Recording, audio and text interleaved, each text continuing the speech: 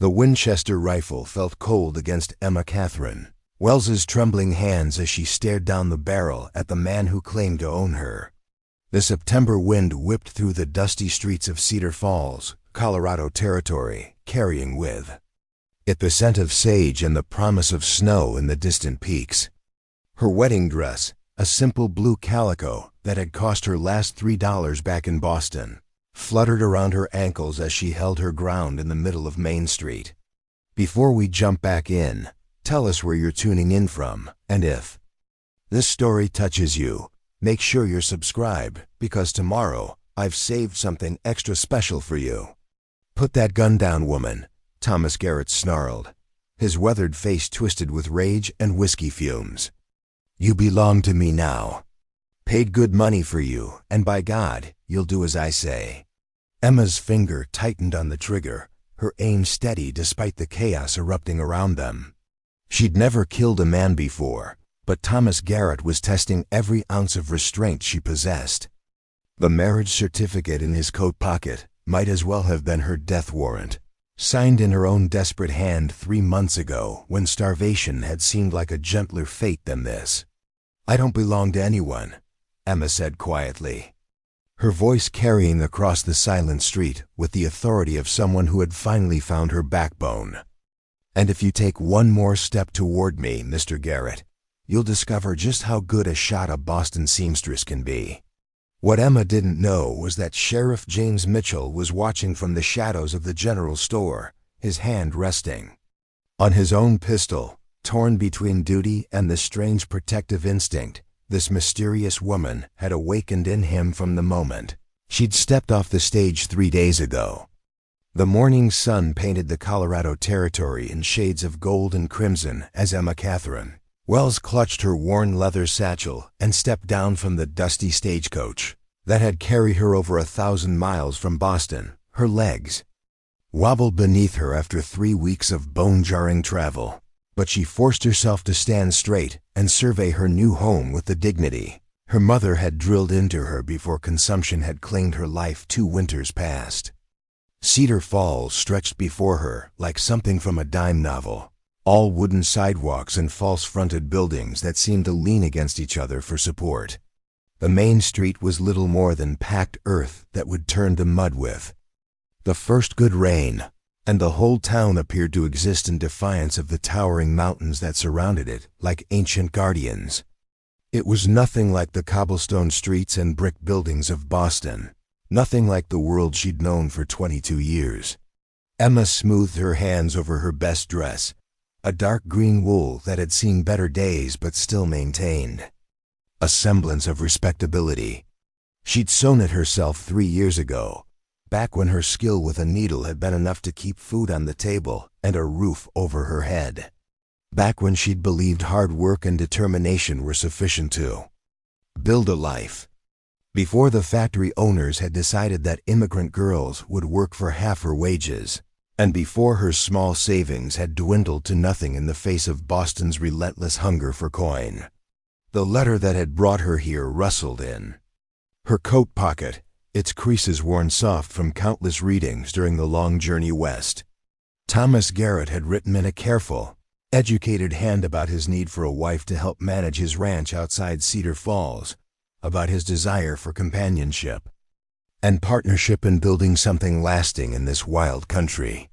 His words had painted a picture of mutual respect and shared purpose that had seemed like salvation to a woman facing the very real prospect of the streets.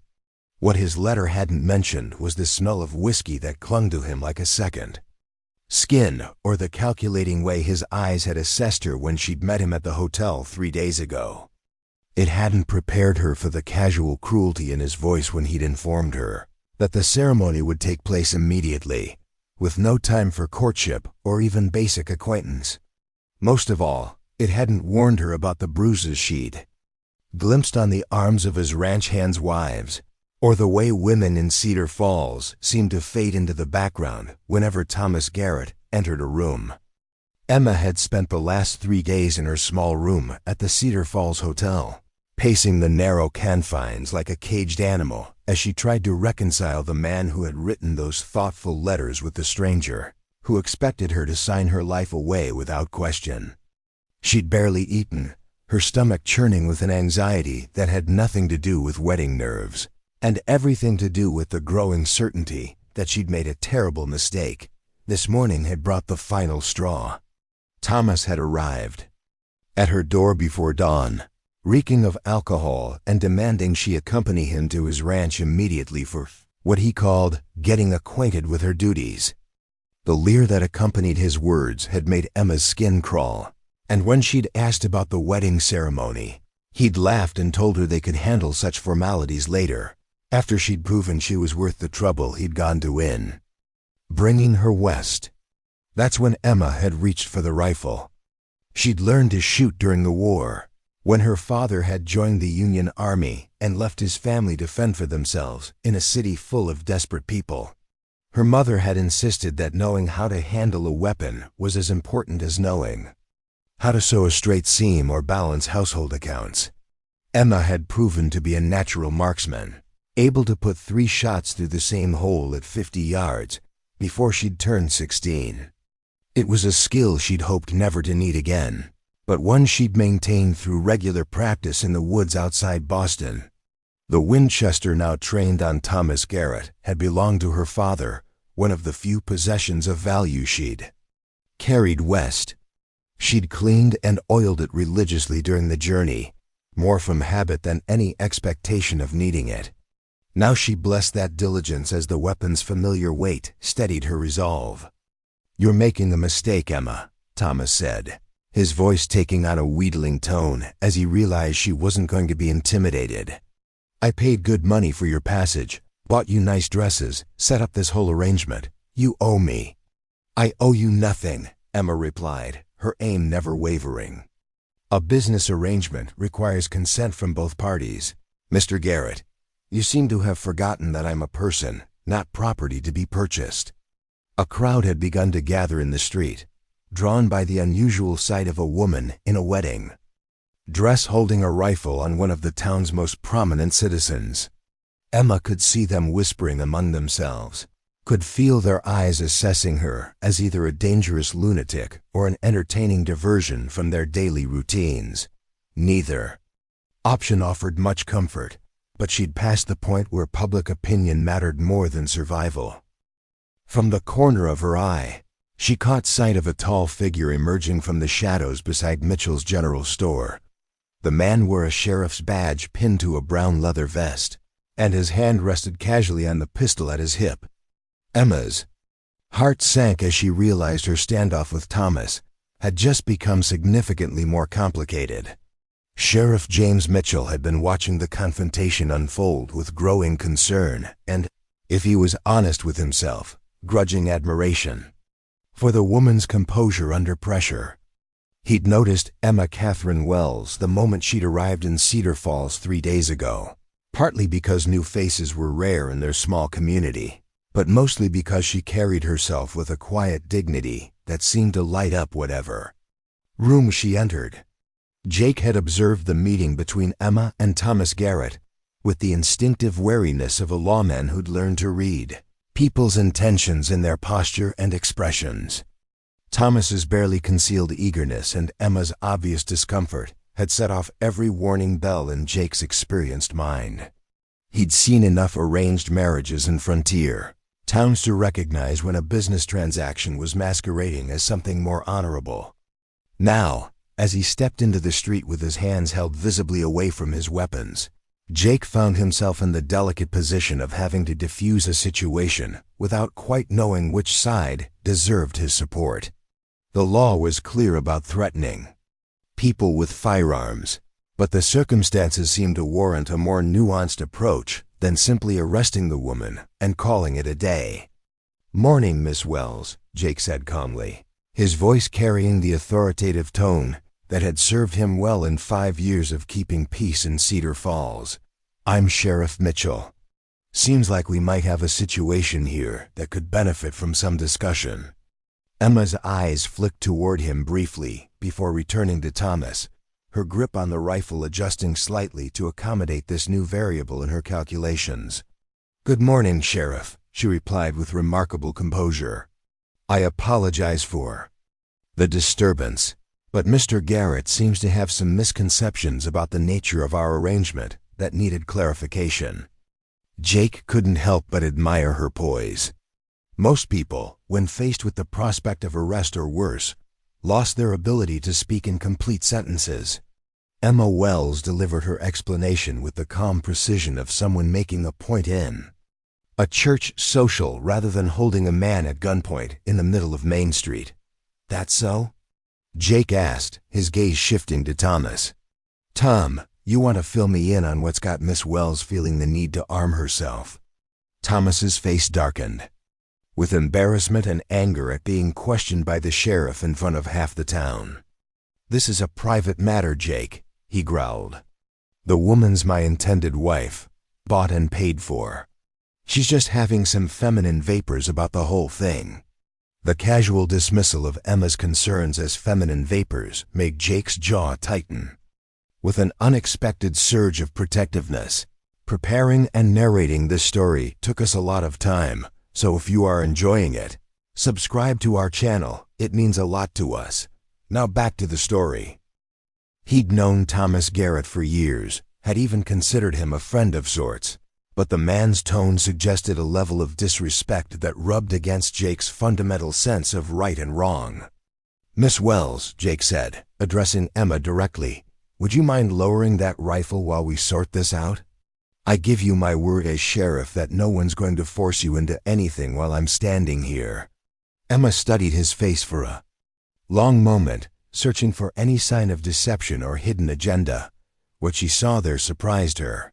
Sheriff Mitchell's brown eyes held genuine concern, and his posture suggested a man who took his oath to protect seriously rather than simply enforcing whatever arrangement benefited the most powerful parties involved.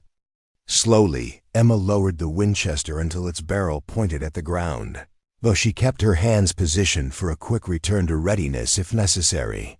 The tension in the street eased slightly, though the crowd of onlookers remained riveted to the unfolding drama. Thank you, Jake said, his tone warming with approval. Now, Miss Wells, why don't you tell me your side of this situation?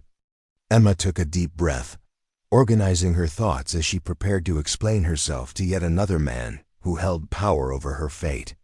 The irony wasn't lost on her that she'd traveled 1,000 miles to escape dependence on others' goodwill, only to find herself once again at the mercy of masculine authority.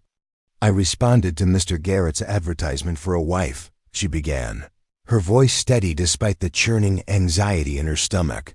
His letters described a partnership, a marriage, based on mutual respect and shared goals. When I arrived in Cedar Falls, however, I discovered that Mr. Garrett's expectations differ significantly from what he represented in our correspondence. How so? Jake prompted, genuinely curious about her perspective. Emma's cheeks colored slightly, but she pressed on with admirable courage. Mr. Garrett informed me that the wedding ceremony was merely a formality to be handled at his convenience, and that my immediate duties involved accompanying him to his ranch for what he termed getting acquainted. When I expressed a desire to proceed with proper courtship and a legitimate ceremony first, he became quite insistent that I had no choice in the matter, having accepted his payment for my passage west. Jake's expression hardened as Emma's explanation confirmed his growing suspicions about Thomas's character. The arrangement she described bore uncomfortable similarities to situations he'd encountered in saloons and brothels, rather than legitimate marriages, even the businesslike unions common on the frontier. That true, Tom? Jake asked, his tone noticeably cooler. Thomas shifted uncomfortably under the sheriff's scrutiny, clearly recognizing that public opinion was turning against him. Look, Jake, you know how it is with these mail-order arrangements. The woman agrees to marry, I pay her way out here, we get married. It's a business transaction, not some romantic fairy tale. But you haven't actually gotten married yet, Jake observed. Well, no, and Miss Wells is under no legal obligation to proceed with the arrangement if she's changed her mind. Thomas's silence spoke volumes, and Jake felt his sympathy for Emma's position growing stronger by the moment. He'd seen too many women trapped in impossible situations, by circumstances beyond their control, forced to choose between poverty and relationships that offered security at the cost of dignity or safety. "Seems to me," Jake said carefully, "that Miss Wells has every right to reconsider her decision, especially if the terms weren't clearly understood by both parties." The crowd murmured its agreement, and Emma felt a flutter of hope that maybe, just maybe, she'd found an ally in this strange new world. Sheriff Mitchell's calm professionalism and evident fairness offered a stark contrast to Thomas Garrett's aggressive entitlement. But Thomas wasn't finished fighting for what he considered his property. "She owes me, Jake," he insisted, his voice rising with frustration. "I spent good money bringing her out here, bought her dresses, paid for her hotel room. You can't just let her walk away from her obligations." "Actually, Tom, I think that's exactly what I can do," Jake replied, his hand moving subtly closer to his pistol. "Miss Wells isn't a piece of livestock you purchased at auction. She's a free citizen with the right to make her own decisions about marriage." Emma's heart swelled with gratitude at the sheriff's support, but she could see that Thomas was working himself into a rage that might override whatever respect he held for local law enforcement. The crowd was growing larger and more restless, and she sensed that the situation could spiral out of control quickly if she didn't find a way to resolve it definitively.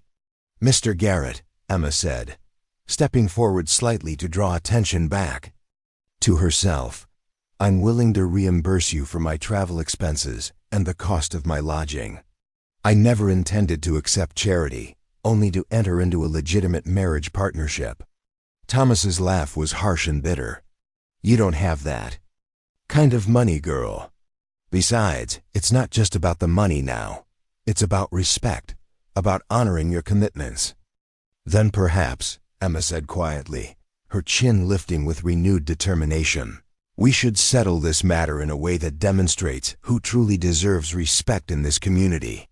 Jake raised an eyebrow at her cryptic statement. "What do? You mean Miss Wells?" Emma's grip tightened on the Winchester, and for the first time since the confrontation began, she allowed herself a small smile. "I mean, Sheriff Mitchell, that Mr. Garrett seems to believe women are naturally inferior to men, incapable of taking care of themselves or making intelligent decisions. Perhaps we should test that assumption." The crowd stirred with interest, sensing that the drama was about to take an unexpected turn. Thomas looked suspicious, while Jake found himself genuinely curious about what Emma had in mind. "I propose a shooting contest," Emma announced, her voice carrying clearly across the silent street. "If Mr. Garrett can outshoot me, I'll honor our original agreement and marry him immediately.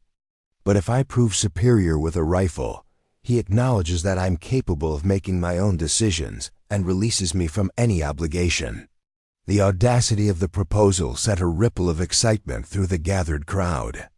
Women didn't challenge men to shooting contests in Cedar Falls, Colorado territory. Women barely handled firearms at all, except in the most dire circumstances. Yet here stood Emma Catherine Wells, holding a Winchester like she was born to it, proposing to settle her fate with a test of marksmanship.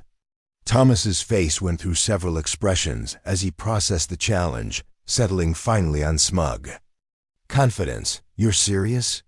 he asked, clearly unable to believe his good fortune. "Completely," Emma replied. Jake felt a mix of admiration and concern for Emma's boldness. Jake had seen Thomas shoot before. He was decent with a rifle, though nothing remarkable.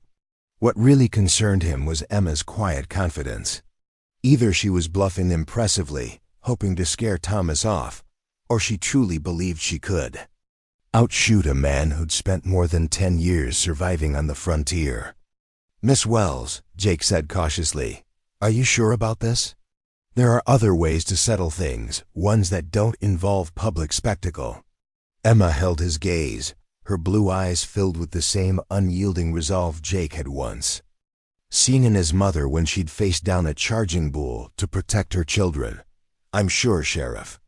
I've spent my life being underestimated because I'm a woman. It's time people saw just how dangerous those assumptions can be." Thomas, meanwhile, was already enjoying the idea. His anger had morphed into a smug eagerness to embarrass Emma in front of the whole town. "Fine by me," he said. "But when I win, you marry me today. No more stalling." "And when I win," Emma replied evenly, "you'll announce to everyone that our agreement is null and void, and you'll make no further demands on me." Jake knew he was witnessing something historic, not just for Cedar Falls, but maybe for the entire Colorado Territory. The crowd was growing fast, and people were already placing bets. "All right," Jake said, accepting his role as makeshift referee. "Crossroads Saloon has the best setup for a proper contest. 50 yards, 5 shots, standard targets. Best score wins," Emma nodded. Thomas grinned like a man about to deliver a harsh lesson on how the world really works. What none of them realized was that this spontaneous showdown would become legend in Cedar Falls, remembered for generations as the day everything changed. Not just for Emma Catherine Wells, who risked everything to win her freedom, but for Sheriff James Mitchell, who would come to see that sometimes challenging tradition was worth it. As the townspeople made their way toward the saloon, Emma walked beside Jake, holding her Winchester with practiced ease. For the first time since arriving in Colorado, she felt truly alive, driven by the chance to seize her future through skill rather than relying on anyone's goodwill. Behind them, Thomas strutted like a man convinced he'd already won, unaware that he was about to face a woman who'd learned to shoot in wartime and had never missed when it truly counted. Inside the Crossroads Saloon, the buzz was electric. Belle Martinez, the saloon's sharp-eyed owner, stepped out from behind the bar, clearly concerned. "Jake Mitchell, what's going on?" she demanded. "This is a saloon, not a circus." Jake tipped his hat respectfully. "Sorry, Belle, but Miss Wells challenged Tom to settle things with a shooting match. Better than fists or lawyers." Belle gave Emma a once-over, sizing her up like someone who'd had to fight for every ounce of respect. She'd seen her share of trouble, but never anything like this. Still, there was something about Emma, her calm, her stance, her grip on the rifle, that told Belle this woman wasn't bluffing. "You sure about this, sweetheart?" Belle asked, softer now. "Garrett's been shooting longer than you've been alive, and he's no slouch when he's sober." Emma met her gaze with steady determination. "I appreciate your concern, ma'am. But I wouldn't have suggested this if I didn't believe I could win. Sometimes a woman has to prove she belongs in a world that doesn't expect her to." There was a quiet strength in Emma's words that earned Belle's respect. She'd fought her own battles in a world that preferred women to be seen, not heard. And she could tell Emma had the kind of grit that couldn't be faked. "All right then," Belle said. "Decision made. We'll set the targets up out back. I don't want bullet holes in my walls." Then she turned to the crowd, commanding order like a woman who'd long ago learned how to manage chaos. "Gentlemen and ladies, if you're planning to spectate, you'll order drinks and conduct yourselves accordingly. This isn't a free entertainment." The crowd responded with good-natured grumbling and the sound of coins hitting the bar as bells. Regular customers ordered their usual libations, while newcomers sampled whatever looked appealing. The saloon filled with the comfortable hum of conversation and speculation as people debated the likely outcome of this unprecedented contest. Doc Samuel Pierce pushed through the swinging doors, just as Belle was organizing the logistics of the shooting competition. The town's physician was a man in his 60s, with silver hair and kind eyes that had seen too much suffering not to value human dignity above social convention. He'd delivered Emma's medical examination when she'd first arrived in town and had been impressed by her intelligence and composure during what must have been an intimidating experience. "Sheriff Mitchell," Doc Pierce called out, his voice carrying easily over the crowd noise. Might I have a word before this contest begins? Jake nodded and stepped aside with the doctor, leaving Emma to endure the curious stares and whispered comments of the assembled spectators. She could hear fragments of conversation that ranged from encouraging to dismissive, with most falling somewhere in the realm of skeptical amusement. "Jake, I'm concerned about the precedent this sets," Doc Pierce said quietly. "If we allow personal disputes to be settled through armed contests, where does it end? What happens when someone gets hurt?" The sheriff understood the doctor's concerns, but he'd already committed to supervising the contest and couldn't back down now without losing credibility with the entire community.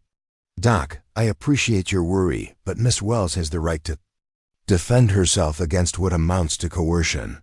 If she wants to do it through marksmanship rather than legal proceedings, that's her choice to make. And if she loses?" Doc Pierce pressed. "What becomes of a woman who's publicly demonstrated her inability to match a man's capabilities? You know how this community treats people it considers weak or foolish." Jake's jaw tightened as he considered the doctor's point. Cedar Falls could be harsh in its judgments, and a woman who failed spectacularly in such a public forum might find herself in an even worse position than she'd been in originally. But looking at Emma's composed demeanor and the professional way she handled her rifle, Jake found himself believing she might actually have a chance of success. "She seems to know what she's doing," Jake said finally. "And Thomas isn't giving her many alternatives. At least this way, she has some control over the outcome." Doc Pierce sighed and shook his head, recognizing the futility of trying to stop events that had already gained their own momentum. "Very well, but I'll be standing by in case medical attention becomes necessary. And Jake, if this goes badly, the responsibility falls on your shoulders." The warning stung because Jake knew it was true. As the community's primary law enforcement officer, his endorsement of this contest gave it official legitimacy that it wouldn't have possessed otherwise. If Emma was humiliated or worse, injured, he would bear the moral weight of having enabled her downfall. Meanwhile, Thomas Garrett had positioned himself near the bar, accepting congratulations and backslaps from his friends as if the contest were already concluded. He'd ordered a whiskey to steady his nerves, then another to celebrate his anticipated victory, and was working on a third when Belle Martinez approached him with a stern expression. "Tom Garrett, you listen to me," Belle said, her voice low but firm. "I've known you for 15 years, watched you grow from a decent young man into someone I barely recognize. If you're thinking of taking advantage of that girl's inexperience, or making this contest about anything other than pure shooting skill, you'll answer to me personally." Thomas blinked in surprise at Belle's unexpected challenge. "What's gotten into you women today? It's a simple shooting contest, nothing more. That girl is betting her entire future on her ability to prove herself worthy of basic human respect." Belle replied sharply. "The least you can do is give her an honest test rather than using your reputation and her nervousness to intimidate her into missing." The accusation stung Thomas because it contained an uncomfortable grain of truth. He had been planning to use every psychological advantage available to him, including the crowd's expectations and Emma's obvious anxiety about performing in such a public setting. Belle's challenge forced him to confront the unsavory nature of his intended tactics. "Fine," Thomas said, draining his whiskey glass with more force than necessary. "Straight shooting, no tricks. When I win, it'll be because I'm the better marksman, not because I played games with some city girl's head." Belle nodded approval, though she continued to watch Thomas with obvious skepticism. She'd seen too many men make similar promises, only to abandon them when their pride was threatened by the possibility of losing to someone they considered inferior. Out in the saloon's backyard, Jake was working with several volunteers to set up proper targets at the agreed-upon distance of 50 yards. The targets themselves were simple paper circles with concentric rings marking different point values, standard equipment for formal shooting competitions, that most of the spectators had seen before in various contexts. Emma stood quietly to one side, checking her rifle's action and sighting mechanism with the methodical attention of someone who understood that equipment failure could mean the difference between success and catastrophe. Her hands moved over the Winchester with practiced ease, testing the trigger pull and ensuring that the barrel was clear of any obstruction that might affect accuracy. Mary Louise Harper, known to everyone in town as Molly, approached Emma with a cup of coffee and a sympathetic smile. Molly was the town's seamstress, a woman in her 30s who'd never married, but had carved out a respected place in the community through her skill with needle and thread. She'd spoken with Emma several times during the past 3 days, drawn to the newcomer's obvious education and refinement. "You don't have to do this, you know," Molly said gently, offering Emma the coffee cup. "There are other ways to handle men like Thomas Garrett. Legal ways, social ways, ways that don't require putting yourself on display like this." Emma accepted the coffee gratefully, wrapping her hands around the warm ceramic for comfort as much as warmth. "Thank you, Molly, but I've tried depending on other people's sense of justice and decency. It hasn't worked out particularly well for me. So you're going to trust your fate to your ability with a rifle instead?" Molly asked, genuine curiosity in her voice rather than condemnation. Emma took a sip of the strong, bitter coffee and considered her response. "I'm trusting my fate to my own skills and preparation, rather than hoping that someone else will intervene on my behalf. At least this way, I have some control over the outcome." A simple statement impressed Molly with its clarity and logic. Too many women in Cedar Falls spent their lives waiting for rescue or protection from men who might or might not prove reliable when crisis arrived. Emma's willingness to take direct action, regardless of the social conventions it violated, represented a kind of courage that Molly admired, even if she couldn't quite bring herself to emulate it. "Where did you learn to shoot like that?" Molly asked, gesturing toward the professional way Emma handled her rifle. Emma's expression grew distant as memories of her younger years surfaced. "My father taught me during the war. He said that knowing how to defend yourself was as important as knowing how to read or write, maybe more important in some circumstances." She paused, then added quietly, "I never imagined I'd need those skills to defend myself against a potential husband, rather than enemy soldiers." The bitter irony in Emma's voice made Molly wince with sympathy. The mail-order bride system was supposed to offer women opportunities for better lives, not trap them in situations that required armed resistance. Yet here was Emma, forced to literally fight for her right to make her own choices about marriage and independence. Jake Mitchell finished setting up the targets and returned to where Emma stood with Molly. His approach scattered several men who'd been edging closer in hopes of overhearing the women's conversation, and Emma appreciated his unconscious protection of her privacy during what was already an intensely public ordeal. "Everything looks ready," Jake announced, his tone professionally neutral despite the growing personal investment he felt in Emma's success. "Standard rules apply. 5 shots each. Best total score wins. Clean misses count as 0 points, and any disputes about scoring will be settled by majority vote of 3 neutral observers." Emma nodded her understanding, then asked, "Who are the neutral observers?" Jake had anticipated this question and had already selected 3 people whose fairness and integrity were beyond question in the community: Doc Pierce, Bel Martinez, and Pastor Daniel Wright. All 3 have agreed to serve, and their decision will be final. The choice of observers impressed Emma with its obvious care for impartiality. Doc Pierce was respected for his medical expertise and moral compass. Bel Martinez had demonstrated her commitment to fairness through years of running an honest business, and Pastor Wright's spiritual authority gave him credibility as an arbiter of disputes. Emma couldn't have asked for a more trustworthy panel of judges. Thomas Garrett emerged from the saloon with considerably less steady steps than when he'd entered. And Emma felt a flicker of concern about the amount of alcohol he'd consumed. A drunk opponent might be less accurate, but he might also be more unpredictable and dangerous if he lost the contest. She'd hoped to face Thomas at his best, proving her superiority through skill rather than taking advantage of his impaired condition. "Tom," Jake said sharply, noticing the rancher's unsteady gait, "you sure you're in condition to handle a rifle safely?" Thomas straightened with the exaggerated dignity of someone fighting off intoxication. "I'm fine, Sheriff. Few drinks never." Hurt a man's shooting, might even improve it by steadying the nerves. Doc Pierce stepped forward with obvious concern. "Thomas, perhaps we should postpone this contest until you've had time to sober up completely.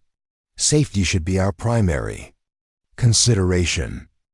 "No postponement," Thomas declared firmly. "The lady issued a challenge, and by God, she's going to get her contest today, just like she asked for." Emma found herself in the uncomfortable position of hoping her opponent would remain sober, enough to shoot accurately while simultaneously worrying about his increased unpredictability under the influence of alcohol. The situation had grown more complex than she'd anticipated, with variables beyond her control threatening to affect the outcome regardless of her preparation and skill. Belle Martinez resolved the dilemma by stepping between Thomas and the shooting. "Position. Tom Garrett, you'll drink coffee and eat something before you touch that rifle, or this contest doesn't happen in my establishment. I won't have drunk fools firing weapons around paying customers, regardless of what kind of dispute they're settling." Thomas started to object, but the steely determination in Belle's eyes convinced him that arguing would be futile. The saloon owner's word was law in her establishment, and she had the authority to end the contest immediately if she deemed it unsafe. Reluctantly, Thomas accepted the coffee and plate of food that Belle thrust into his hands, grumbling about women trying to control everything but complying with her demands. The delay gave Emma additional time to prepare mentally for the contest, and she used it to run through her shooting routine in her mind. Breath control, sight alignment, trigger, squeeze, follow through. The familiar sequence calmed her nerves and reinforced her confidence in abilities honed through years of practice and real-world application. Pastor Daniel Wright arrived just as Thomas was finishing his enforced meal, having been summoned by one of the many children who'd been sent running through town to spread news of the unprecedented contest. The pastor was a tall, thin man in his 40s, with prematurely gray hair and the kind of gentle authority that came from years of helping people through their most difficult moments. "Sheriff Mitchell," Pastor Wright said, his tone carefully neutral, "I understand you've asked me to serve as an observer for this contest. Might I inquire about the nature of the dispute that requires such an unusual resolution?" Jake quickly explained the situation, emphasizing Emma's right to choose her own path, and Thomas's insistence on honoring what he considered a binding agreement. Pastor Wright listened thoughtfully, occasionally glancing between Emma and Thomas, as he weighed the moral implications of what was being proposed. "Miss Wells," Pastor Wright said finally, "are you certain this is the path you wish to take? The church is always available for counseling and mediation in matters of this nature." Emma appreciated the pastor's concern, but she'd already committed herself to this course of action and couldn't back down now without losing all credibility in the community. "Thank you, Pastor Wright, but I believe direct action is sometimes more effective than endless discussion. I'm prepared to accept the consequences of my decision, whatever they may be." The pastor nodded slowly, recognizing the futility of trying to dissuade someone who'd clearly made up her mind. "Very well. I'll observe and judge fairly, as Sheriff Mitchell has requested. But I want it clearly understood that I'm doing so in the interest of ensuring justice, not because I necessarily approve of settling disputes through armed contests." With the judges in place and Thomas sufficiently sobered by Belle's intervention, the contest was ready to begin. The crowd that had gathered was larger than anyone had anticipated, with people arriving from throughout Cedar Falls and even some neighboring ranches as word spread about the unprecedented challenge between the mail-order bride and one of the territory's most established settlers. Emma stepped up to the firing line that Jake had marked in the dirt, her Winchester held in a ready position that demonstrated her familiarity with competitive shooting protocols. The weight of dozens of eyes upon her created pressure unlike anything she'd experienced during her solitary practice sessions, but she forced herself to focus on the technical aspects of marksmanship rather than the social implications of success or failure. Thomas took his position beside her, his own rifle a well-maintained Sharps that spoke to his serious approach to hunting and ranch protection. Despite his earlier alcohol consumption, he seemed to have regained most of his coordination and focus, presenting the kind of genuine challenge that Emma had hoped for when she'd issued her proposal. "Ladies first," Thomas said with exaggerated courtesy, gesturing for Emma to take the initial shots. Emma nodded her acceptance and stepped forward to the precise firing position Jake had marked. The target 50 yards away seemed both impossibly distant and reassuringly familiar, a circle of paper that represented everything she'd worked toward. Since arriving in Cedar Falls, success would mean freedom and self-determination. Failure would mean surrendering control of her life to a man who viewed her as property rather than a partner. The crowd fell silent as Emma raised her rifle, and in that moment of perfect quiet, she felt the familiar calm that had always come to her in the seconds before firing. Her breathing slowed, her heartbeat steadied, and the world narrowed to include only herself, her weapon, and the target that would determine her future. Emma's first shot rang out across the silent crowd. With the sharp crack of expertly burned powder, the bullet struck the target with a solid thunk that carried clearly in the still air, and even before the judges could examine the result, the murmur of surprise from the spectators indicated she'd achieved something unexpected. Doc Pierce walked to the target with measured steps, his experienced eye assessing the bullet hole's position relative to the scoring rings. 9 points, Doc Pierce announced, his voice carrying easily across the assembled crowd. "Excellent shot, Miss Wells." The score drew appreciative nods from the more experienced shooters in the crowd, while those unfamiliar with marksmanship. Competition relied on the reactions of others to gauge the significance of Emma's opening performance. 9 points out of a possible 10 represented shooting that would be respectable from any competitor, male or female, and suggested that Emma's confidence hadn't been misplaced. Thomas Garrett's expression shifted from amused condescension to genuine concern as he realized his opponent possessed real skill rather than desperate bravado. He'd expected to face a frightened city woman firing wild shots in hopes of getting lucky, not someone capable of placing bullets with precision at 50 yards. The whiskey he'd consumed earlier suddenly seemed like a tactical mistake rather than a confidence booster. Emma lowered her rifle and stepped back from the firing line, her face revealing none of the satisfaction she felt at successfully managing her nerves and executing a technically sound shot under intense pressure. She'd proven to herself that her abilities remained intact despite the emotional turmoil of recent days. But 4 shots remained, and maintaining consistency would be crucial to ultimate success. Sheriff Mitchell found himself impressed not just by Emma's marksmanship but by her composure throughout the entire ordeal. Most people, regardless of gender, would have shown some sign of nervousness when faced with such public scrutiny of their abilities. Emma's calm professionalism suggested a depth of character that extended far beyond skill with firearms, indicating someone accustomed to performing under pressure and meeting expectations that others might find overwhelming. Thomas stepped to the firing line with less swagger than he'd displayed earlier, the reality of serious competition having replaced his initial assumption of easy victory. His Sharps rifle was a reliable weapon that he'd used successfully for hunting and ranch protection, but the difference between shooting at deer or cattle thieves and competing against a skilled opponent in front of dozens of witnesses created pressure he hadn't fully anticipated. The rancher's first shot produced a similar sharp report, followed by the satisfying impact of lid striking paper and wood. Pastor Wright examined the result with the same careful attention Doc Pierce had given Emma's effort, taking time to ensure accurate scoring before announcing his judgment to the waiting crowd. 8 points for Mr. Garrett, Pastor Wright declared, his tone carefully neutral despite the significance of the score. Thomas's face darkened with frustration at falling behind after the opening round, particularly to an opponent he'd underestimated so completely. 8 points represented solid shooting that would normally earn praise and respect, but in the context of direct competition with Emma's superior 9-point performance, it felt like failure and public humiliation.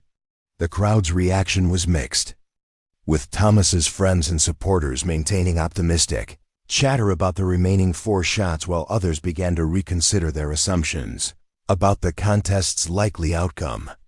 Money that had initially flowed heavily in Thomas's direction was now being wagered more cautiously, with some bettors even switching sides as they processed the implications of Emma's early success.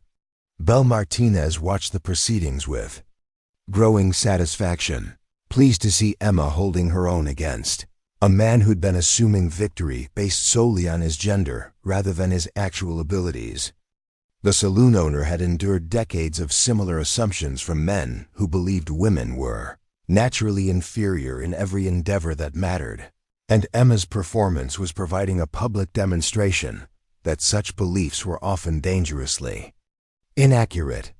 Emma returned to the firing line for her second shot, maintaining the same methodical routine that had served her well during years of practice and occasional real-world application. She checked her rifle's action, verified her sight picture, and settled into the shooting position with movements that spoke of muscle, memory developed through countless repetitions under various conditions.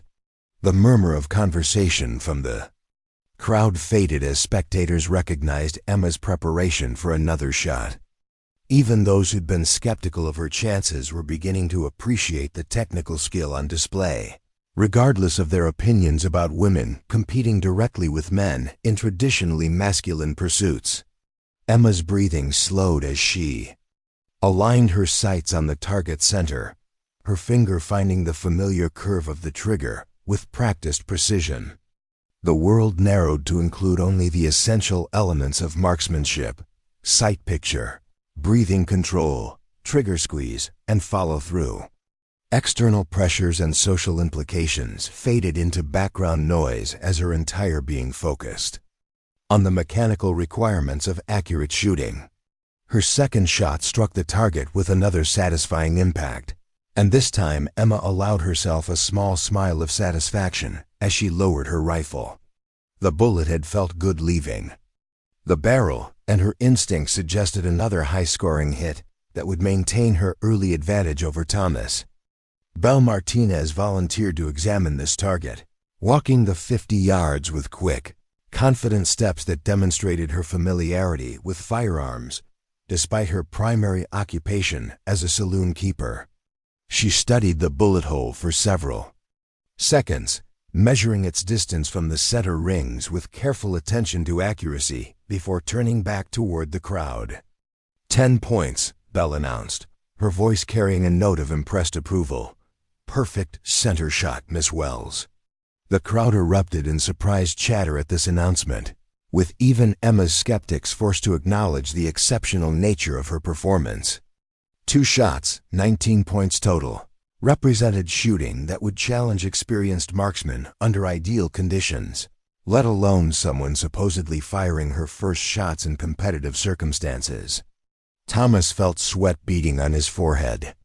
Despite the cool autumn air, the pressure of matching Emma's unexpected excellence, creating anxiety that threatened to affect his concentration and technique. He'd built his reputation partly on his shooting abilities, and the prospect of losing publicly to a mail-order bride was causing him to question everything he'd believed about his own skills and Emma's supposed limitations. The rancher's second shot reflected his growing nervousness, producing a result that made him curse under his breath before the judges could even announce the official score. He could see from 50 yards away that his bullet had struck well outside the target's center rings, costing him precious points that might prove impossible to recover given Emma's exceptional performance. Doc Pierce confirmed Thomas's fears by announcing his score of 6 points, bringing his total to 14, while Emma maintained her commanding lead at 19. The gap was significant, but not insurmountable, assuming Thomas could regain his composure, and Emma's concentration began to waver under the pressure of protecting her advantage. Molly Harper found herself caught between conflicting emotions as she watched Emma's dominant performance unfold.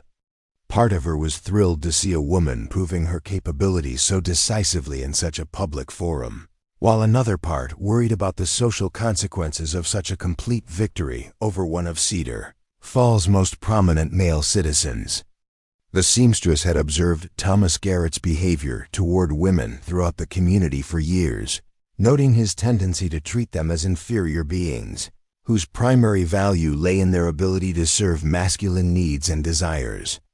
Emma's shooting exhibition was providing a very public education about the dangers of such assumptions, but Molly wondered whether the lesson would be accepted gracefully or would generate a backlash against women who refused to conform to traditional limitations.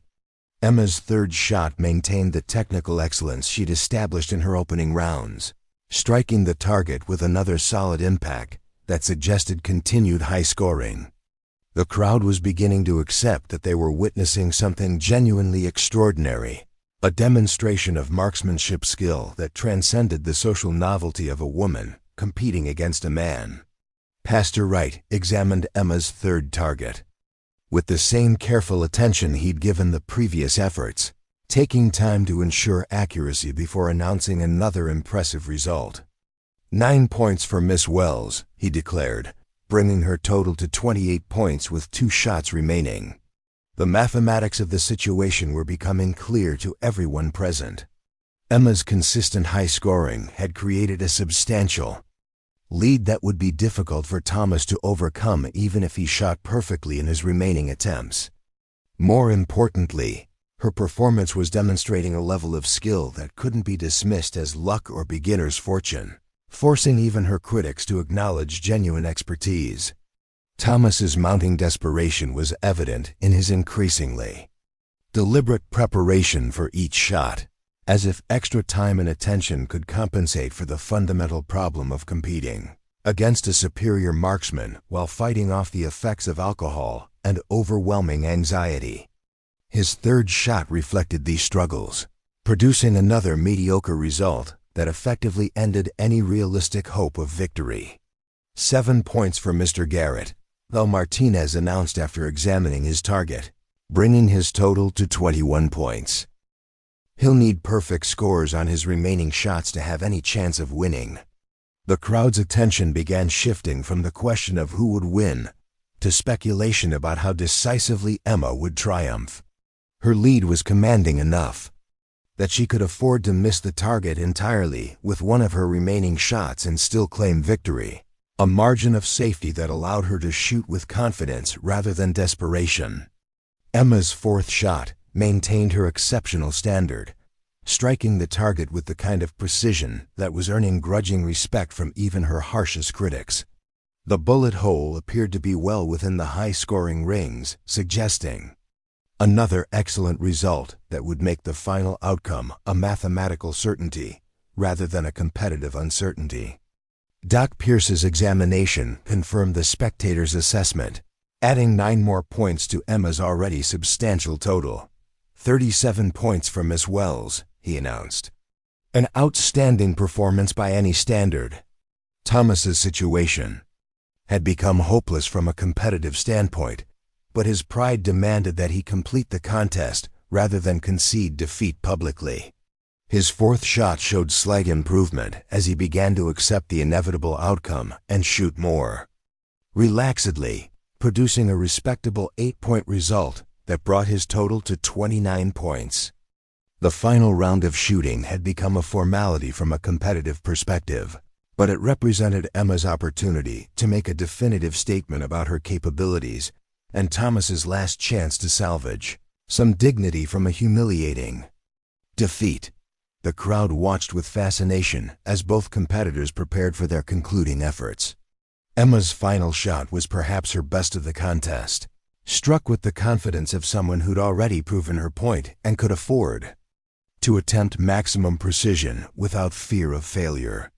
The bullet seemed to hang in the air for an eternity before striking the target with an impact that even the inexperienced spectators could recognize as exceptional. Pastor Wright's examination of the target confirmed what everyone had suspected, announcing a perfect 10-point score that brought Emma's total to an extraordinary 47 points out of a possible 50. The result represented shooting that would be impressive from any competitor under any circumstances, let alone a woman facing her first public marksmanship contest while defending her right to personal independence. Thomas's final shot reflected his acceptance of defeat, fired without the desperate tension that had marked his earlier efforts. The result was his best of the contest, earning 9 points and bringing his final total to a respectable 38 points that would have won against most opponents under normal circumstances.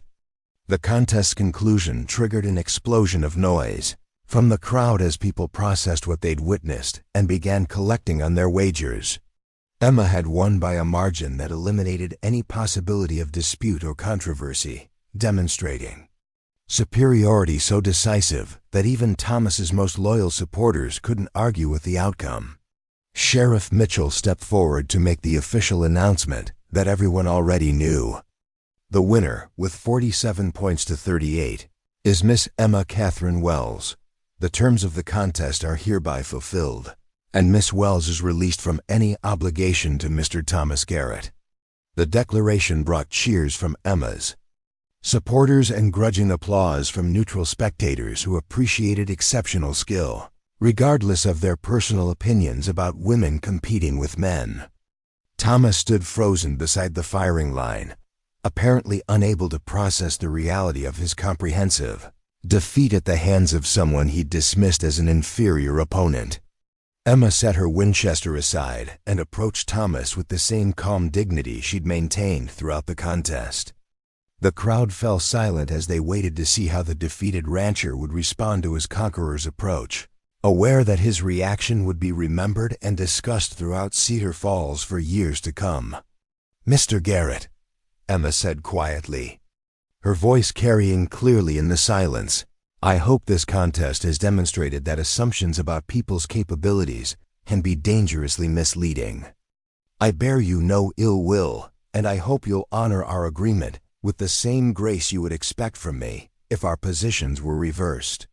Thomas stared at her for several seconds, his face cycling through emotions that ranged from humiliation to anger to something that might have been grudging respect.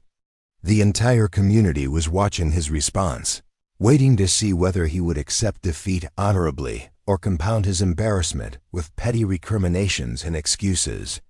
"You can shoot," Thomas said finally, his voice hoarse with suppressed emotion. "I'll give you that much. And a deal's a deal, I suppose." The admission fell far short of gracious acceptance, but it represented acknowledgement of Emma's victory and his obligation to honor their agreement. The crowd seemed to exhale collectively as the tension of potential confrontation dissipated, replaced by the satisfaction of witnessing a fair contest concluded honorably by both participants. Belle Martinez stepped forward with a bottle of her finest whiskey and 2 glasses, recognizing the need for a ceremonial conclusion to the extraordinary events they'd all witnessed. "I think this calls for a drink," she announced, "to toast the finest shooting I've seen in 20 years of running this establishment." Emma accepted the offered glass with a smile that reflected relief as much as triumph, while Thomas took his portion with the resigned air of someone accepting medicine rather than celebrating. The crowd pressed closer as Belle raised her own glass in a toast that would be remembered and repeated throughout the territory. "To Emma Catherine Wells," Belle declared, her voice carrying clearly across the assembled spectators. who proved today that skill and determination matter more than assumptions and prejudices. And to Sheriff Mitchell, who had the wisdom to let justice be decided by merit rather than convention. The toast was drunk with enthusiasm by most of the crowd, though Thomas managed only a small sip before setting his glass aside and preparing to leave. His defeat had been thorough and public, but his acceptance of the outcome had preserved what remained of his reputation and standing in the community. As the crowd began to disperse and normal saloon operations resumed, Emma found herself surrounded by well-wishers and curious spectators who wanted to congratulate her victory and learn more about her background and abilities. The attention was overwhelming after days of anxiety and uncertainty, but it represented the kind of respect and recognition she'd never experienced in Boston or during her brief time as Thomas's intended bride. Sheriff Mitchell approached through the crowd, his expression revealing a mixture of professional satisfaction and personal admiration that he was still struggling to understand. The contest had resolved a potentially explosive situation peacefully while demonstrating that his instincts about Emma's character had been accurate, but it had also awakened feelings he hadn't expected and wasn't sure how to handle. Sheriff Jake Mitchell worked his way through the congratulatory crowd surrounding Emma, his badge creating a natural path through the well-wishers and curious spectators. The shooting contest had resolved the immediate crisis between Emma and Thomas Garrett, but Jake's lawman instincts warned him that the situation might be far from over. Men like Thomas didn't typically accept public humiliation gracefully, especially when their defeat came at the hands of someone they'd previously dismissed as inferior. "Miss Wells," Jake said as he reached Emma's side, his voice pitched low, enough to avoid being overheard by the surrounding crowd. "Might I have a word with you privately? There are some practical matters we should discuss." Emma nodded gratefully, recognizing that the sheriff's intervention would provide a graceful exit from the overwhelming attention she'd been receiving since her victory. The congratulations and expressions of amazement were gratifying, but she needed time to process what had just occurred and consider her options for the immediate future. Jake guided Emma toward a quieter corner of Bell's establishment, away from the main crowd, but still in public view to avoid any suggestion of impropriety.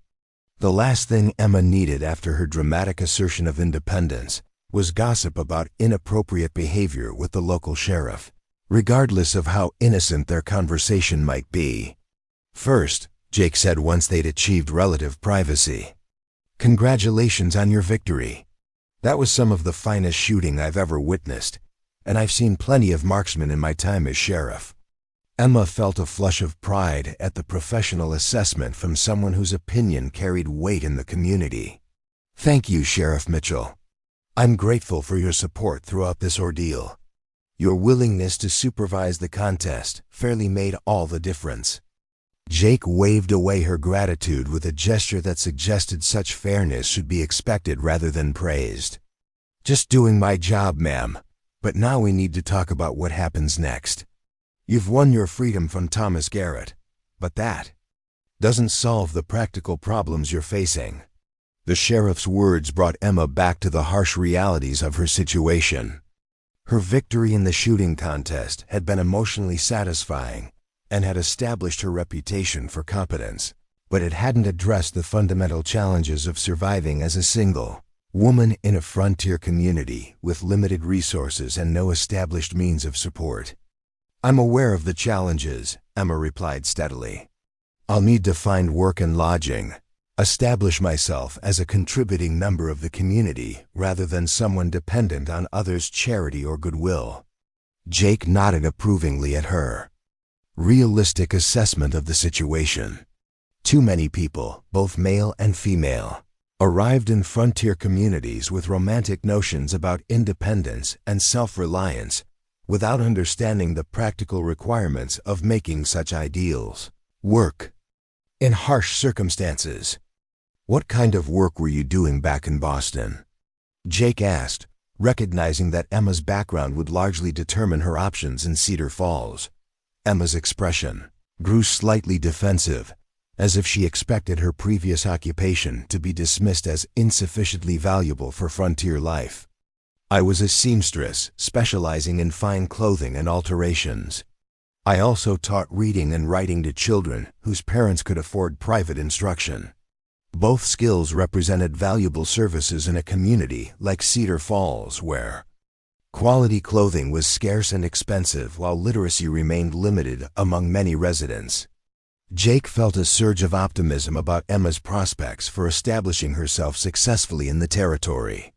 Molly Harper might be able to use help with her sewing business, Jake suggested.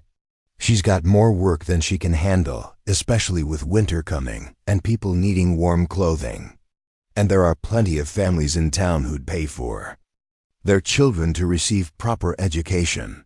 The practical suggestions offered Emma the first real hope she'd felt since arriving in Colorado territory.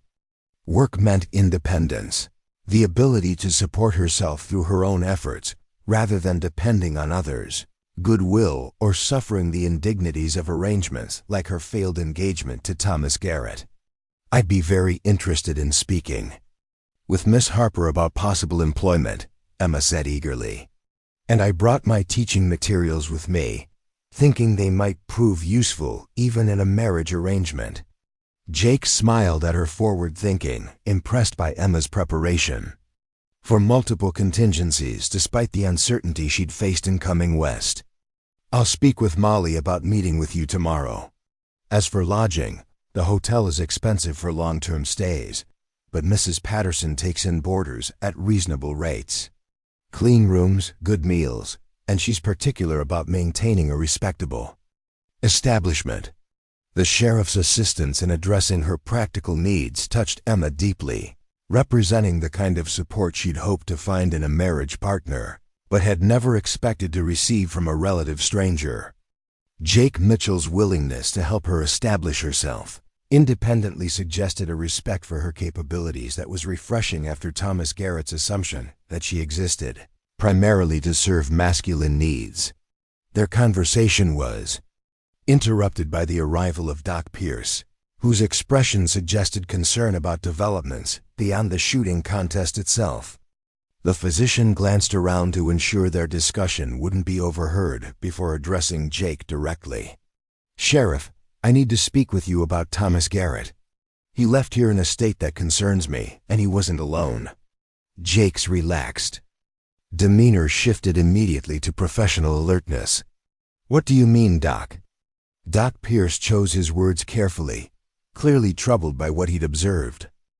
Thomas gathered 3 of his ranch hands before leaving, and they were talking quietly among themselves in a way that suggested they weren't simply discussing ranch business. One of them mentioned something about teaching lessons and restoring proper order. Emma felt a chill of apprehension at the doctor's words, understanding that her victory in the shooting contest might have created new dangers rather than resolving her difficulties completely. Men who felt publicly humiliated sometimes sought to restore their sense of dominance through actions that went beyond the boundaries of legal or honorable conduct. Jake's jaw tightened as he processed the implications of Doc Pierce's report. Thomas Garrett commanded significant influence in the area through his ranch operations and business connections, and his ability to gather supporters for whatever action he might be contemplating represented a serious threat to community peace and Emma's personal safety. "Did you hear anything specific about what they might be planning?" Jake asked. Doc Pierce shook his head regretfully. "Nothing concrete, but their tone and manner suggested they weren't accepting the contest results as final." Thomas seemed particularly agitated about the effect Miss Wells' victory might have on other women in the community. The concern about inspiring other women to assert independence was one Jake had considered himself, though he viewed it more positively than Thomas apparently did. Emma's demonstration that women could possess skills and capabilities traditionally associated with masculine domains might encourage others to challenge restrictive social conventions, a development that would likely be welcomed by progressive community members while alarming those committed to maintaining traditional power structures. "Miss Wells," Jake said, turning to address Emma directly. "I think it would be wise for you to stay close to town for the next few days, while we see how things settle out. Thomas might just need time to cool down and accept what happened, but it's better to be cautious until we're certain." Emma nodded her understanding while feeling frustrated by the need to restrict her movements because of Thomas's potential reaction to a fair contest that he'd agreed to participate involuntarily. The situation highlighted the ongoing challenges faced by women who sought to exercise independence in communities where such behavior was viewed as threatening to established social order. Belle Martinez approached their small group with the purposeful stride of someone who'd reached important decisions and was ready to act upon them. The saloon owner had been observing the aftermath of the shooting contest with the shrewd assessment of a businesswoman who understood both opportunities and dangers when she encountered them. "Emma, honey," Belle said, addressing her directly, with the familiarity of someone who'd witnessed her triumph and felt invested in her continued success. "I've got a proposition for you, if you're interested in hearing it." Emma looked curious while Jake and Doc Pierce listened with obvious interest in Belle's unexpected intervention. The saloon owner commanded respect throughout Cedar Falls for her business acumen and fair dealing, making her suggestions worth serious consideration even when they came unexpectedly. "I need someone with education and good sense to help manage my books and correspondence," Belle continued. "The business has grown bigger than I can handle alone, and I need someone I can trust to deal with suppliers and customers when I'm not available." The offer represented exactly the kind of opportunity Emma had hoped to find in Colorado territory, combining her educational background with practical business experience that would serve her well in any future endeavors. Working for Belle would also provide protection and legitimacy that might discourage Thomas or others from attempting to interfere with her independence. "I'd be very interested in discussing the position," Emma replied carefully, not wanting to appear overeager while clearly recognizing the value of Belle's offer. "What would the arrangement involve?" Belle smiled at Emma's professional approach to the discussion, appreciating someone who understood that business relationships required clear understanding of mutual obligations and benefits. "Room and board plus wages, standard hours, except during busy periods, and you'd learn every aspect of running a successful establishment. It's honest work that would give you skills useful anywhere in the territory." Jake felt relieved at Belle's intervention, recognizing that the saloon owner's proposal would address most of Emma's immediate practical needs, while providing protection through association with one of Cedar Falls' most respected business owners. Belle's establishment attracted customers from throughout the region, giving Emma opportunities to build relationships and reputation that would serve her well regardless of her long-term plans. "There's another matter we should consider, Doc," Pierce interjected, his medical training making him think systematically about potential complications. "Emma's victory today will be talked about throughout the territory. That kind of reputation could attract the wrong sort of attention from men who view exceptional women as challenges to be conquered rather than people to be respected." The warning sobered everyone present, highlighting dangers that extended beyond Thomas Garrett's immediate reaction to include broader risks associated with Emma's newfound notoriety. Stories about the mail-order bride who outshot one of Cedar Falls' most prominent ranchers would spread quickly through saloons and trading posts, potentially drawing unwanted interest from men who might view Emma as either a prize to be won or a threat to be eliminated. "All the more reason for Emma to work here," Belle observed pragmatically. "My establishment has enough regular customers to discourage troublemakers, and anyone who causes problems will find themselves dealing with me personally."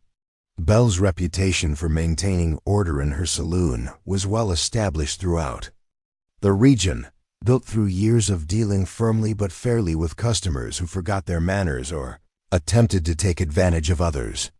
Her protection would be valuable for Emma not just physically but socially, providing legitimacy and respectability that would be important for long-term success in the community.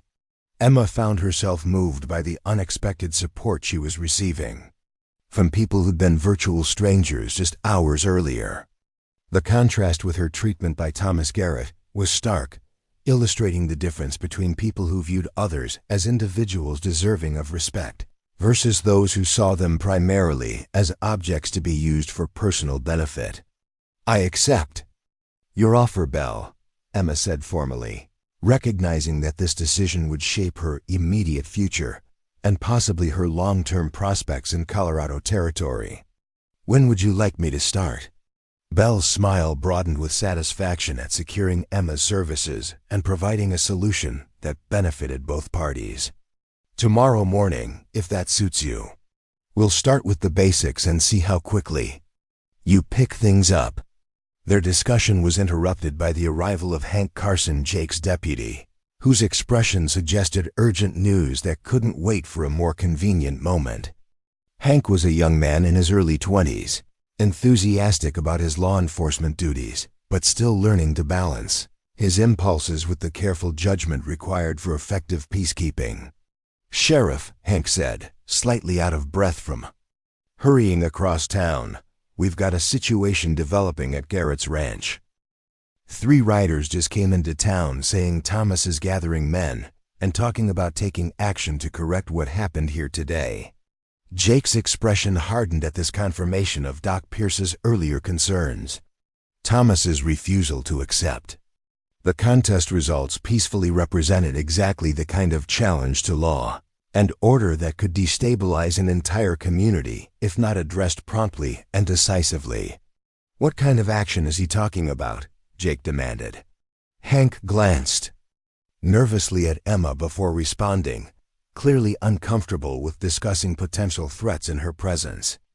The writers weren't specific, but they mentioned something about restoring proper relationships between men and women and ensuring that outside agitators don't corrupt local customs. Emma felt her heart sink at this confirmation that her victory had indeed created the broader complications that Doc Pierce had predicted.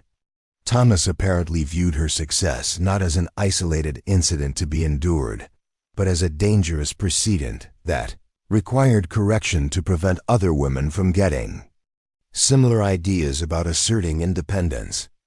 Belle's reaction was immediate and fierce, her protective instincts aroused by what she correctly interpreted as a threat against someone under her protection. "Let him try," she said grimly. "I've dealt with bullies and troublemakers for 20 years, and Thomas Garrett doesn't scare me any more than the rest of them did." Jake appreciated Belle's loyalty but recognized that the situation required careful handling to avoid escalating into violence that could harm innocent people and destabilize the entire community. His responsibility as sheriff demanded that he find ways to diffuse tensions while protecting everyone's legitimate rights and safety. "Emma," Jake said, his tone serious but reassuring, "I want you to stay close to town tonight." "Belle, can she room at your place until we see how this develops?" Belle nodded immediately. "Of course. I've got a spare room upstairs that's comfortable and secure." Emma felt grateful for the continued support, but also frustrated by the need to modify her behavior because of Thomas's inability to accept defeat gracefully. The situation illustrated the ongoing challenges faced by women who sought to exercise independence in communities where such assertion was viewed as threatening to established social order. "What about legal action?" Emma asked. Thomas agreed to the contest terms voluntarily, and he lost fairly. "Doesn't that end his claim on me legally as well as morally?" Jake nodded approvingly at Emma's logical approach to the situation. "You're absolutely right from a legal standpoint. The problem is that law enforcement depends partly on community acceptance, and if Thomas can convince enough people that you represent some kind of threat to their way of life, we could have bigger problems than one man's wounded pride." The complexity of frontier justice was becoming clear to Emma, who'd assumed that clear-cut victory in a fair contest would resolve her difficulties permanently. The reality was more complicated, involving social and political considerations that extended far beyond the immediate dispute between herself and Thomas Garrett. Doc Pierce cleared his throat to draw attention before speaking.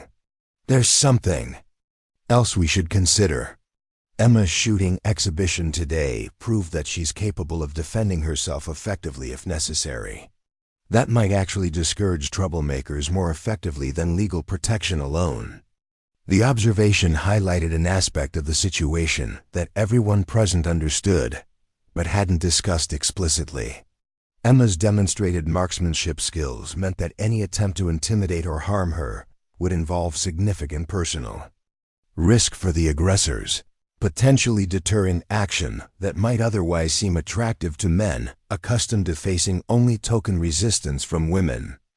Jake found himself thinking about Emma's capabilities in a new light, recognizing that her exceptional shooting might actually be the most effective protection available in a situation where legal remedies might prove insufficient. The irony wasn't lost on him that Emma's victory in the contest designed to prove her worthiness for independence might also provide the practical means to maintain that independence against future challenges. "Whatever Thomas is planning," Jake said finally, "he'll have to answer to me if he tries to take action against Miss Wells. The law applies equally to everyone in Cedar Falls, regardless of their social standing or personal feelings about recent events." The sheriff's statement was both reassuring and concerning, representing official protection while acknowledging that such protection might be tested in ways that could prove dangerous for everyone involved. Emma appreciated Jake's support while recognizing that her presence in Cedar Falls had created complications that extended far beyond her personal situation. As evening shadows began to lengthen across the territory, the small group dispersed to handle their respective responsibilities while remaining alert to developments that might require immediate response. Emma followed Belle toward the saloon's living quarters, grateful for sanctuary while contemplating the uncertain future that lay ahead. The shooting contest had been won, but the larger battle for acceptance and independence in Cedar Falls was apparently just beginning. Dawn broke over Cedar Falls with deceptive tranquility, the golden light painting the mountains in soft hues that belied the tension, crackling through the town like electricity before a storm. Emma had slept fitfully in Belle's spare room, awakening several times to the sound of hoofbeats on the main street as riders passed through town on mysterious errands that could have been perfectly innocent or ominously significant. Belle was already bustling about the kitchen when Emma descended the narrow staircase, the aroma of coffee and bacon filling the air, with welcoming normalcy that provided a sharp contrast to the uncertainty hanging over their situation. The saloon owner looked up from her cooking with a smile that mixed maternal concern with the steely determination of someone who'd faced down trouble before and emerged victorious. "Sleep well?" Belle asked, though the dark circles under Emma's eyes provided an obvious answer to her polite inquiry. Emma accepted the offered cup of coffee gratefully, wrapping her fingers around the warm ceramic as if the simple pleasure could anchor her in a world that seemed increasingly unpredictable, as well as could be expected, considering the circumstances. "Have there been any developments during the night?" Belle's expression grew more serious as she set down her spatula and turned to face Emma directly. "Jake Mitchell stopped by about an hour ago. Thomas spent the night at his ranch, but he's been sending riders to neighboring spreads all morning. Word is he's calling in favors and making promises, trying to build support for some kind of action." The news wasn't entirely unexpected, but it still sent a chill through Emma's chest as she contemplated the implications of organized opposition to her presence in Cedar Falls. Thomas's wealth and influence could potentially mobilize significant resources against her, transforming what should have been a personal dispute into a broader conflict that might divide the entire community. "What kind of action is he planning?" Emma asked, though she suspected the answer would be frustratingly vague. Belle shrugged with the practiced nonchalance of someone who'd learned to focus on what she could control rather than worrying about unknowable variables. "Nobody's saying exactly, but the general theme seems to be restoring proper order and making sure outside influences don't corrupt local traditions. Emma felt a surge of anger at being characterized as an outside influence corrupting local traditions, simply because she demonstrated abilities that challenged conventional assumptions about women's capabilities. The characterization was particularly galling because it ignored the fact that Thomas had specifically sought her out as a mail-order bride, making her presence in Colorado territory his responsibility rather than some unwelcome intrusion. Their conversation was interrupted by a sharp knock at the back door, the kind of authoritative rap that suggested official business rather than social calling. Belle answered it to find Sheriff Mitchell, whose expression immediately conveyed the seriousness of whatever news he'd brought. "Morning, ladies," Jake said, touching his hat brim respectfully while his eyes scanned the surrounding area for potential threats. "I need to speak with Miss Wells about some developments that require her immediate attention." Emma rose from her chair with a calm that belied the anxiety churning in her stomach, recognizing that Jake's formal tone indicated complications beyond simple updates about Thomas's activities. "What's happened, Sheriff?" Jake entered Belle's kitchen and closed the door firmly behind him before responding, his action suggesting a need for privacy that made Emma's apprehension deepen. "Thomas has filed a complaint with the territorial authorities, claiming that you're a dangerous agitator who threatened him with deadly force and disrupted the peace of Cedar Falls through reckless and violent behavior." The audacity of Thomas's accusations left Emma momentarily speechless, though she quickly recovered her composure and began analyzing the legal implications of what Jake had described. The complaint represented a cleverly constructed distortion of recent events, presenting Thomas as the victim of her aggression rather than acknowledging his role in creating the circumstances that led to their confrontation. "That's completely false," Emma said firmly. "I only drew my rifle after he attempted to force me into accepting conditions that weren't part of our original agreement. And the shooting contest was his idea as much as mine." Jake nodded his understanding while maintaining the grave expression of someone delivering unwelcome news. "I know that, and so do most people who witnessed what actually happened. The problem is that Thomas has connections in the territorial government, and his version of events is reaching official ears before anyone can provide alternative perspectives." Belle's reaction was immediate and characteristically direct. "That's nothing but lies and manipulation, and anyone with half a brain can see through it. What can we do to fight back?" Jake appreciated Belle's loyalty, but recognized the complexity of the situation they were facing. The territorial marshal is expected to arrive in Cedar Falls within the next day or two to investigate Thomas's complaint. Miss Wells will have an opportunity to present her side of the story, but she needs witnesses who can corroborate her account and character references that demonstrate her integrity. Emma felt overwhelmed by the prospect of defending herself against official accusations before territorial authorities who would have no personal knowledge of her character or the circumstances surrounding her conflict with Thomas. The legal system that should have protected her rights was being manipulated to serve the interests of someone with wealth and political connections, illustrating the challenges faced by individuals who lacked similar advantages. "I'll testify on Emma's behalf," Belle declared without hesitation. "So will most of the people who witnessed that shooting contest yesterday. Thomas made himself look like a fool, and everyone knows it." Jake's expression brightened slightly at Belle's offer of support, though he remained cautious about the ultimate outcome of any official investigation. "That'll help, but we need to be prepared for Thomas to bring his own witnesses who'll support his version of events. Money has a way of improving people's memories in directions that benefit whoever's paying." The harsh reality of frontier justice was becoming clear to Emma, who'd naively assumed that truth and fairness would be sufficient to resolve her difficulties.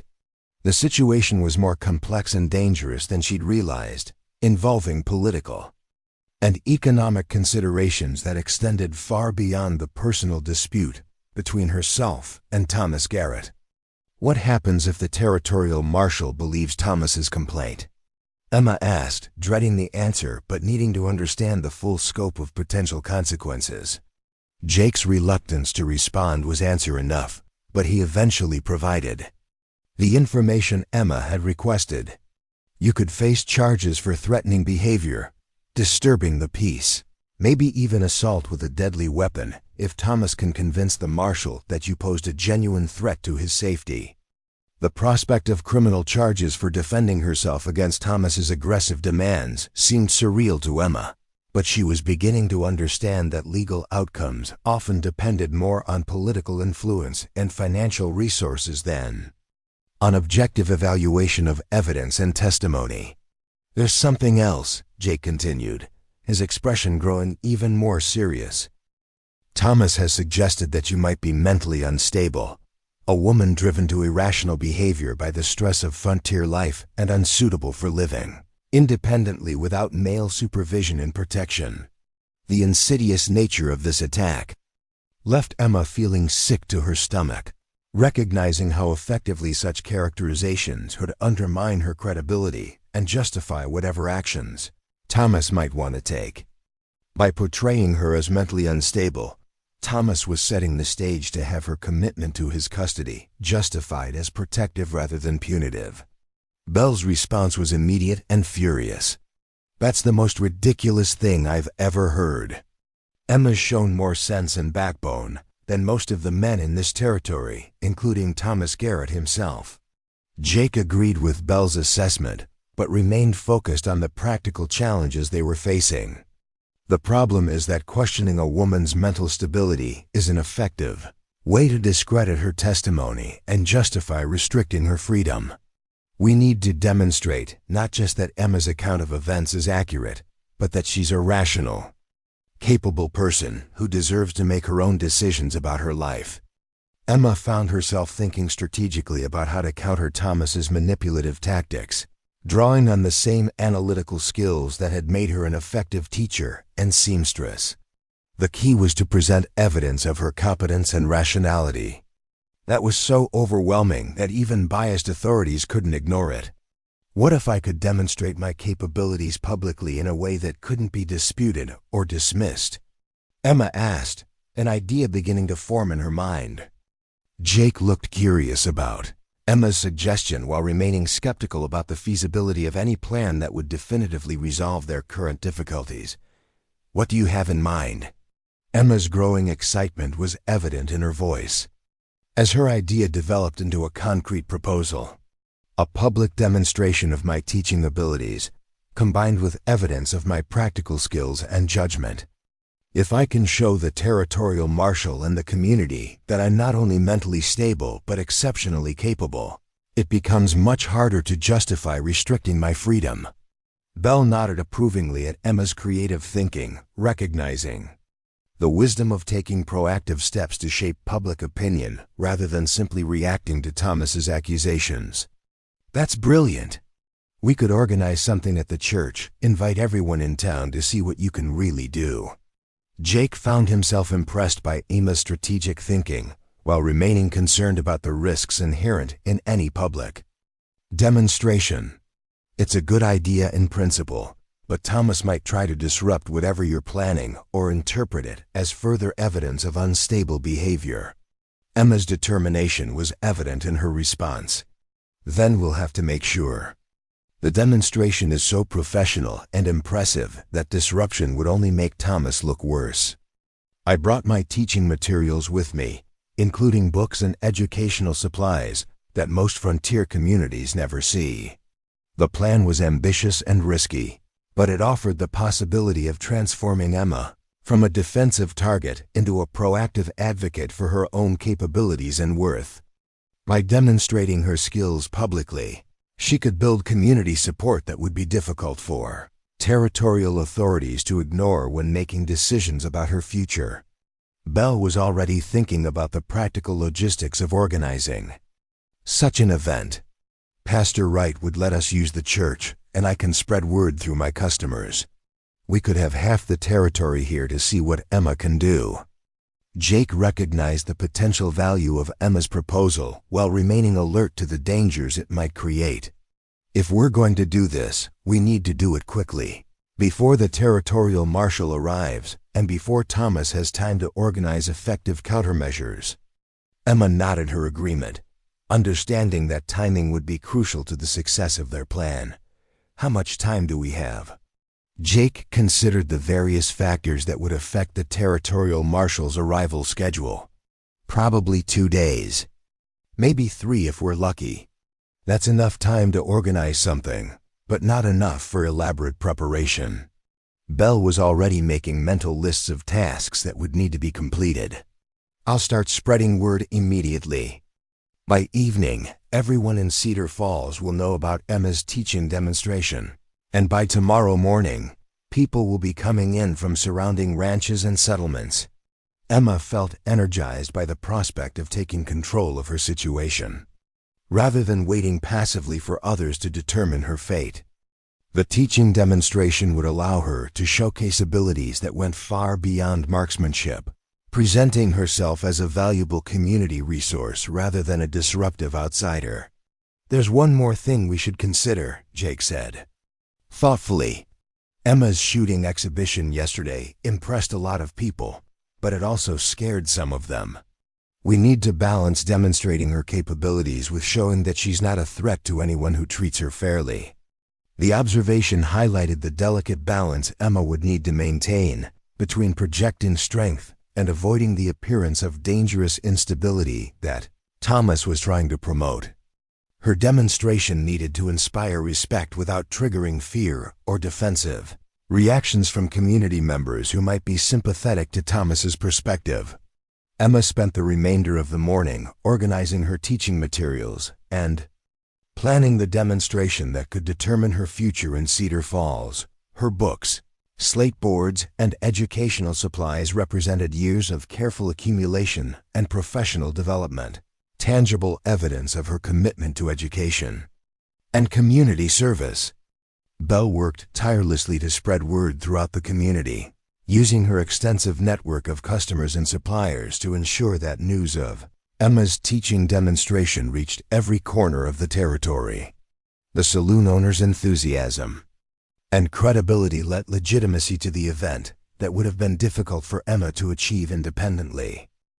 Jake coordinated with Pastor Wright to arrange use of the church and worked with other community leaders to ensure that the demonstration would be conducted under circumstances that maximized Emma's chances of success. The sheriff's public support provided official endorsement that helped counter Thomas's accusations about Emma's character and intentions. By afternoon, anticipation about Emma's teaching demonstration was building throughout Cedar Falls and surrounding areas. People who had heard about her shooting contest were curious to learn more about this remarkable woman, who seemed to possess capabilities that challenged conventional assumptions about gender and ability. Thomas Garrett's reaction to news of the planned demonstration was predictably negative, with reports reaching Emma through Belle's network indicating that he was characterizing the event as further evidence of her unstable behavior and inappropriate desire for attention. His opposition was expected, but it also served to generate additional interest in what Emma might actually demonstrate.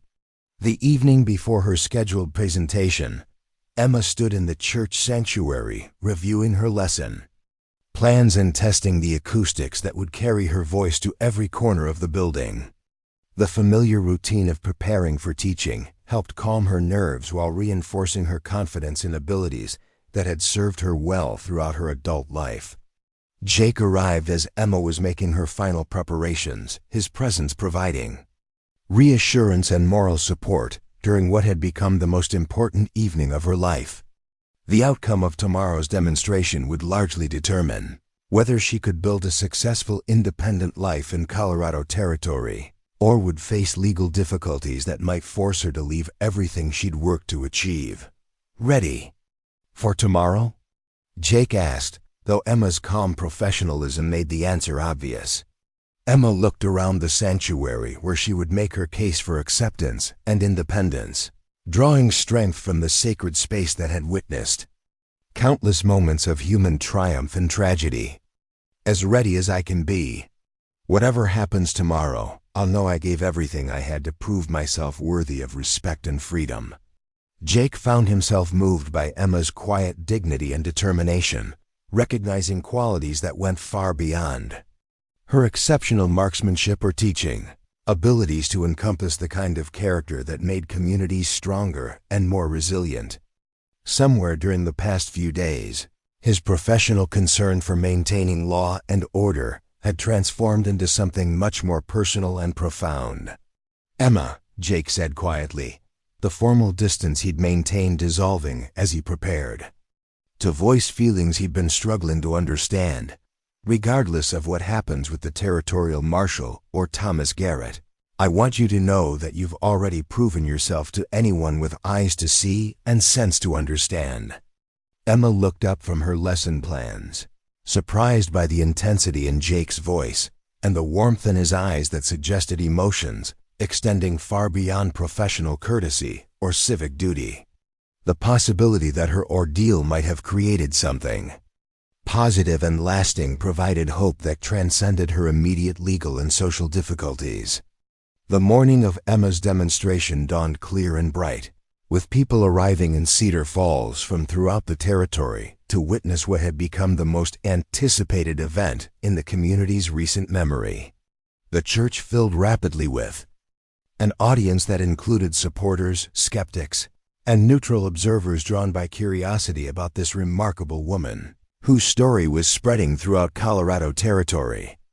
Emma stood before the assembled crowd with the same calm confidence she'd displayed during her shooting contest, recognizing that her future depended on her ability to demonstrate the full range of her capabilities and character.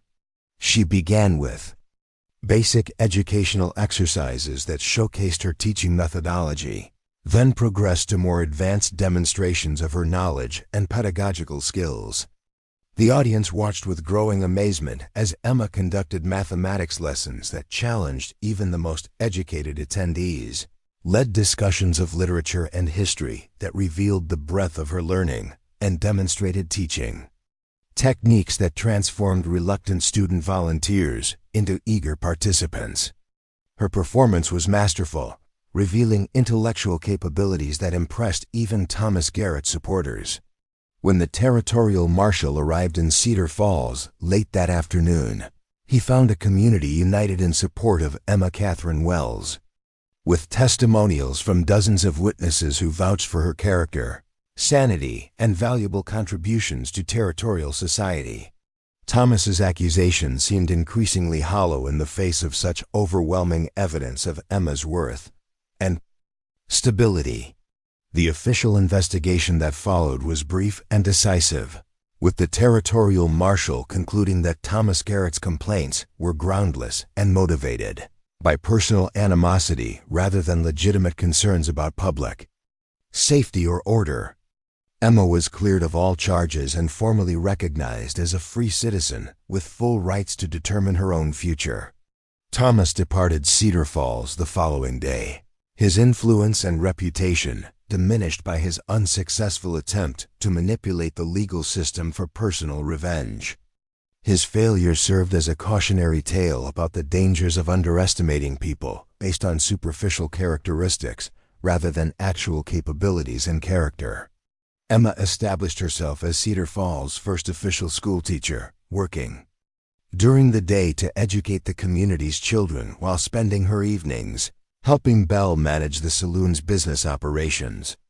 Her dual roles provided financial security and social acceptance that exceeded her most optimistic expectations when she'd first arrived in Colorado territory. Jake Mitchell found increasingly frequent reasons to visit both the school and the saloon, his professional duties gradually expanding to include personal interest in Emma's welfare and happiness. Their relationship developed slowly and naturally, built on mutual respect and shared values rather than the desperate circumstances that had characterized her arrangement with Thomas Garrett. 1 year after the shooting contest that had changed everything, Emma stood in the same spot where she'd faced down Thomas Garrett with her Winchester rifle. This time, however, she wore a white dress and held a bouquet of wildflowers as she prepared to marry Sheriff Jake Mitchell in a ceremony that celebrated love, partnership, and the triumph of character over convention. The wedding was attended by the entire population of Cedar Falls and visitors from throughout the territory, all eager to witness the marriage of two people whose courage and integrity had inspired respect and admiration from everyone who knew their story. Belle Martinez served as matron of honor, while Pastor Wright performed a ceremony that emphasized equality and mutual support rather than traditional themes of masculine dominance and feminine submission. As Jake and Emma exchanged vows in the church, where she demonstrated her teaching abilities and won the community's acceptance, the congregation included many students whose lives had been enriched by her educational expertise and countless individuals who'd learned important lessons about the dangers of judging people by appearances rather than achievements. Emma's mail-order bride advertisement had promised a partnership based on mutual respect and shared goals, terms that Thomas Garrett had ignored, but Jake Mitchell embraced wholeheartedly. Their marriage represented the fulfillment of Emma's original dreams for her future in Colorado Territory, achieved through her own determination and skill rather than dependence on others' charity or protection. The woman who had arrived in Cedar Falls as a desperate refugee from Boston's economic hardships had transformed herself into a respected educator, successful businesswoman, and beloved community leader whose influence extended far beyond her personal circumstances. Her story became legend throughout the territory, inspiring other women to pursue their own dreams of independence and self-determination. On their wedding night, as Emma and Jake stood on the porch of their new home overlooking the mountains that had witnessed her transformation from victim to victor, she reflected on the unlikely journey that had brought them together. A mail-order bride arrangement that should have trapped her in another form of dependence had instead provided the opportunity to discover capabilities she'd never fully appreciated, and to find love with a man who valued her as an equal partner. The Winchester rifle that had first brought them together hung above their fireplace, a reminder of the day when Emma Catherine Wells had chosen to fight for her freedom, rather than accept the limitations others tried to impose upon her. Her perfect aim had won more than a shooting contest. It had earned her the right to write her own story and choose her own destiny in a land where such choices were rarely available to women. Up next, you've got two more standout stories right on your screen. If this one hit the mark, you won't want to pass these up. Just click and check them out.